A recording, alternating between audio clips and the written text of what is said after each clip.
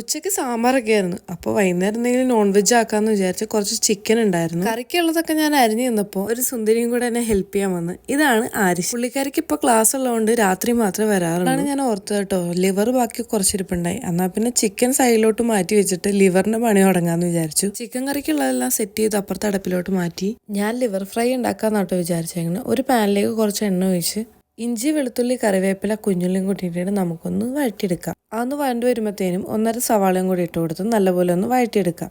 ചെറുതായൊന്ന് colour മാറി വരുമ്പോഴത്തേനും അതിലേക്ക് നമുക്ക് ലിവർ ഇട്ട് കൊടുക്കാം. ആവശ്യത്തിന് ഉപ്പും കൂടി ഇട്ട് കൊടുക്കുന്നുണ്ട് കേട്ടോ.